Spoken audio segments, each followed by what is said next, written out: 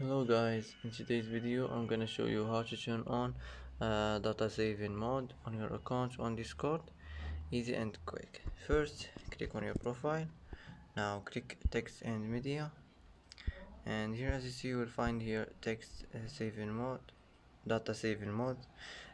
Just click like this and it will be turned on. That's it. That's how to turn on data saving mode on your account on Discord. Easy and quick. And that's it for today. And that's it for today's video. If you like this video, don't forget to like and don't forget to subscribe. I hope this video is helpful for you, and thanks for watching till the end, and see you in the next video.